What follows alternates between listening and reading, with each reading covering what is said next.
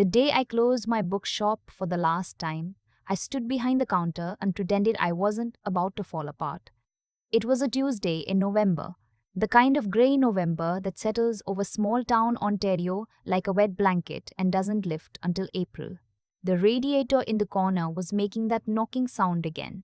The one my husband used to say meant it was just saying hello. He'd been gone 6 years by then. I'd learned to find that sound comforting.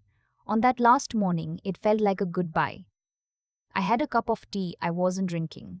The shelves were half empty already, the good ones anyway. My lawyer had told me to cooperate with the liquidation assessor, and I had, because I didn't have any fight left in me. 23 years of building that place, and I was cooperating. I need to go back. I need to explain how I got there, because the ending only makes sense if you understand the beginning.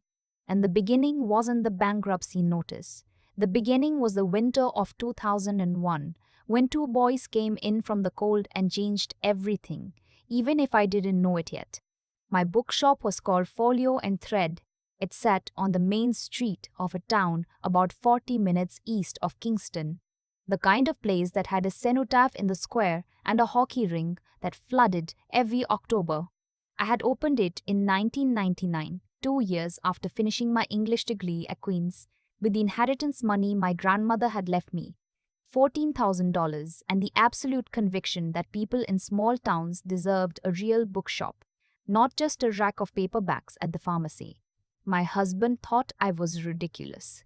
He said it lovingly. He drove out every Saturday to help me stack shelves, and then we'd eat fish and chips in the car because everything closed early. That was our routine until the routine ended. But that came later. In 2001, I was 28 years old, newly pregnant, too tired to close up properly some nights, and running the shop mostly on faith and strong tea. It was February when they came in. Two boys, maybe 13 and 15. I didn't know them, they weren't from town, I could tell. They had that look that children get when they've learned to be careful about where they put their eyes, not looking at things that might belong to someone who could tell them to leave. They stayed near the door for a while. I watched them from behind the counter without making it obvious. The older one was reading the back of something in the IA section. The younger one had his hands in his pockets and kept glancing at the window, like he was thinking about leaving. I came around the counter. "You looking for anything in particular?" The older one looked up. "No, ma'am. Just looking. Just looking." In February. It was -18 outside. Their jackets were thin. I found out later, weeks later, when they'd become regulars of a sort, that they were staying with an uncle in a motel on the highway. Their mother had moved them from Sudbury after a situation that neither of them ever described to me in detail. The uncle worked during the days. The motel had a television, but they'd seen everything on it twice. My shop was warm and had things to read. I started leaving things out for them. Not in an obvious way. Just a bag on the counter near where they usually sat. A thermos of hot chocolate. Some of those oatmeal cookies I used to make on Sundays. I told them I'd made too many and couldn't eat them all myself, which was a lie, but a kind one. The older boy's name was, well, I called him by his last name because that's what he preferred. Calloway. The younger one went by Kit. They stayed about 6 weeks until the situation with their mother resolved itself enough for them to go back to Sudbury. On the last day, Calloway came to the counter while I was pricing new arrivals.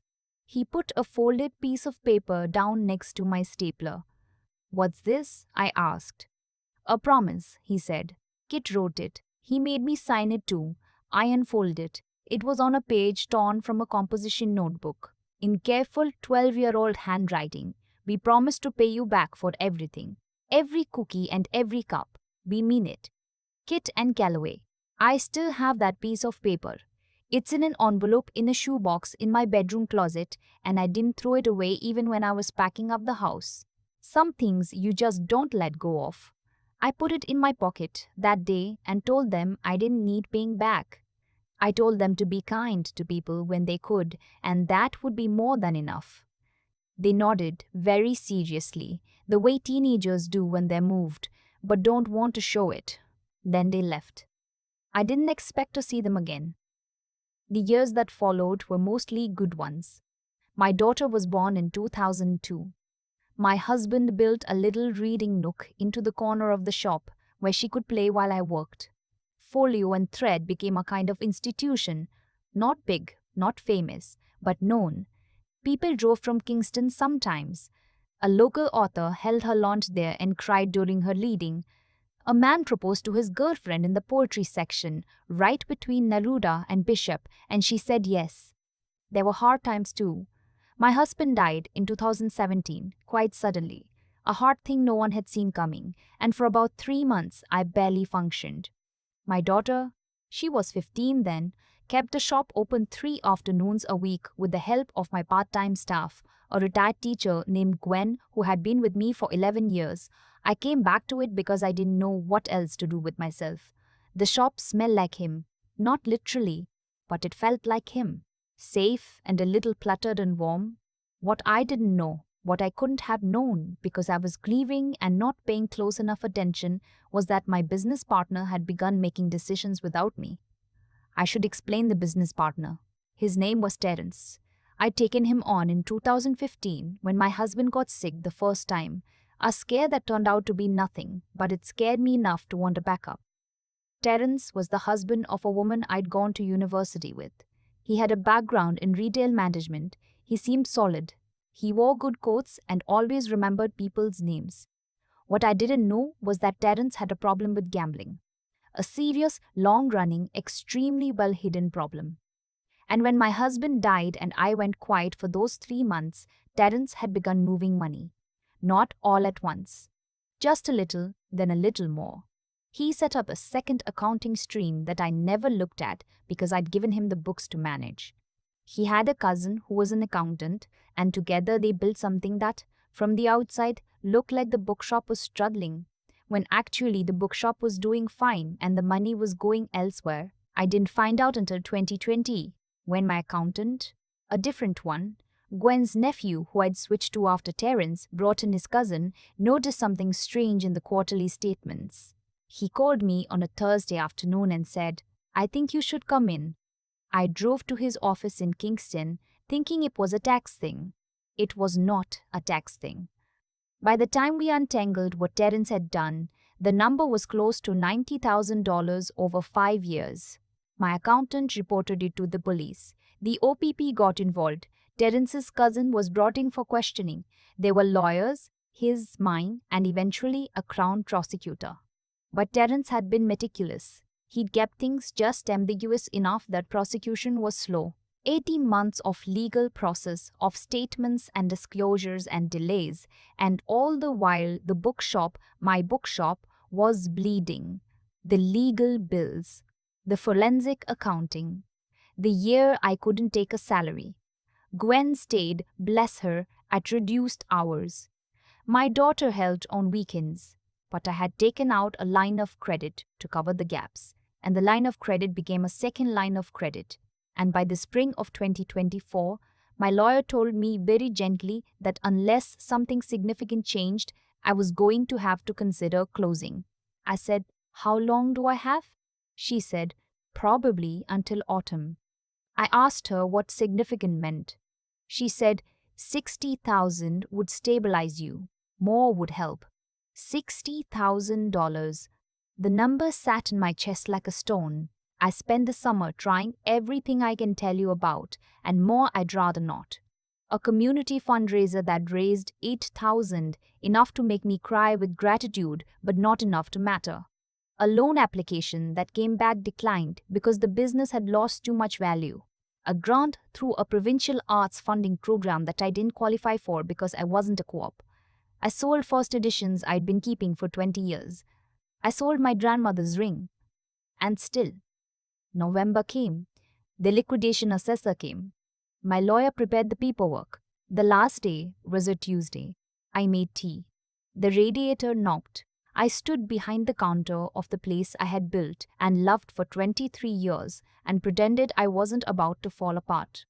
At about 11 in the morning, the door opened. I was expecting Gwen, who'd said she'd come by to help me take down the last of the displays. It wasn't Gwen. 2 men came in. One was maybe in his mid-30s, tall, wearing a dark green parka, the kind with a hood that stays put in the wind. The other was a bit younger, shorter, with the kind of quiet energy that you notice before you can explain why. Behind them was a woman in a grey coat carrying a leather portfolio. I didn't recognize them. I almost said we were closed. The sign was already turned. But something about the way they stopped just inside the door, the way they looked around at the shelves like they were taking something in, made me pause. The taller one looked at me. He said, "Is your name?" And he said my name. Yes, I said. "You used to make oatmeal cookies," he said. And then I looked at him, really looked at him, and something shifted in my chest, something old and quiet, like a page turning. "Calloway," I said. He nodded. I looked at the other one. 23 years is a long time. He was a grown man, but there was something in the way he stood, hands in his jacket pockets, a little careful about where he put his eyes. "Kit," I said, and that was when I started to cry. I'm not embarrassed to admit it. I turned around and pressed my hands against the edge of the counter and breathed very carefully for about 10 seconds. Then I turned back around and said, "Sorry. Give me a moment." Kit said, "Take your time. We came a long way." Calloway had become a contractor, residential and commercial builds, based out of Ottawa, a company he'd started from scratch after a decade working for someone else. Kit had gone into finance of all things. He'd done a degree at Western and then an MBA in Toronto, and now he ran a small investment management firm with two partners. They had found each other again in their mid-20s, the way siblings sometimes do after hard childhoods scatter them, and they had stayed close. And somehow, through a mutual contact, through the internet, through some combination of things that Calloway described as, "I just kept looking, they had found me." "We heard about your situation," Calloway said. "We were sitting at the little table I kept near the window, the one where I used to put a chess set in the summers." Kit had accepted a cup of tea. The woman in the grey coat, their lawyer, sat slightly to the side, portfolio open on her knees. "What situation?" I said carefully. "We heard the shop was closing. We heard about what happened with your partner." I shook my head. "How? Small town talk," Kit said quietly. "We've been monitoring things for a while. We didn't know if we should get involved. It felt we weren't sure how you'd take it. We kept thinking someone else would fix it," Calloway said. He had a dry way of speaking, like he was always just slightly aware of the absurdity of things. "And then we ran out of time. Their lawyer, her name was Annika, she told me when I finally thought to ask, spread out some papers on the table. What they were proposing was this: a private loan, structured as an investment, for the full amount needed to cover my debts and stabilize the shop for a full operating year. Not a gift. They were clear about that, firm about it in a way I later understood was intentional, because they knew I wouldn't accept a gift. An investment. They would hold a minority stake in Folio and Thread. Silent partners, no operational role. If the shop recovered, I would buy them out over 5 years at a fixed rate. If the shop didn't recover, we would negotiate. The number on the paper was $85,000. I stared at it for a long time. "You don't have to decide today," Aneka said. "I have to be out of this space by Thursday," I said. "We know," Kit said. "That's why we came today." I looked at the two of them, men now, grown, capable, with their own lives and their own hard stories that I only knew pieces of.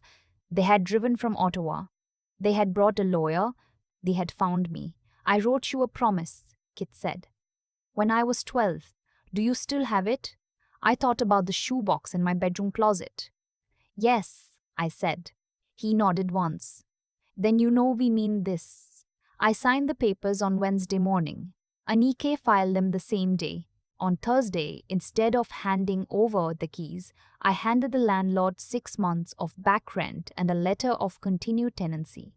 He stood in the doorway and read it twice. "You found a way," he said. He seemed genuinely surprised. "Someone found it for me," I said.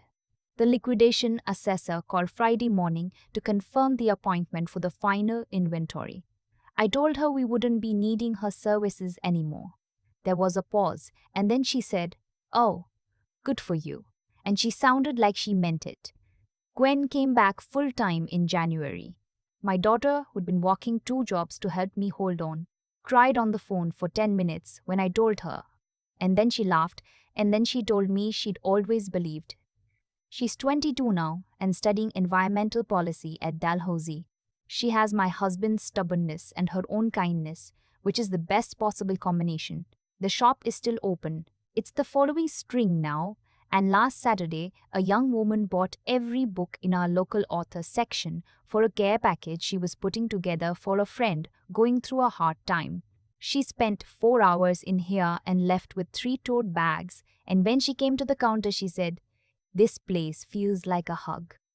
I told her that was the nicest thing anyone had ever said about it. It's almost true. The nicest thing, actually, was a piece of paper in 12-year-old handwriting. "We promise to pay you back for everything. We mean it." I put that paper back in its envelope when I got home that Wednesday. I'm not sure I'll ever move it from the shoebox. Some things you keep, not because you're holding on, but because they remind you what holding on was for. Calloway sends a check-in email every few months. Kit texted me in January when he read a novel I'd recommended, just to say he'd liked the ending. I texted back that I knew he would. I think about that February a lot. The thin jackets, the careful eyes, the way I put the cookies on the counter without making it obvious, because I didn't want them to feel like a charity case when they were just 2 kids who needed somewhere warm. I never did it for anything in return. That's the part I want you to understand. I wasn't being strategic. I was just doing what you do, or what you should do, when it's cold outside and someone needs somewhere to be. But I think kindness has its own kind of memory. I think it stays in people even when everything else changes. I think it waits. 23 years later, it walked through my door in a green parka with a lawyer and a piece of paper. On the last day I thought I had left,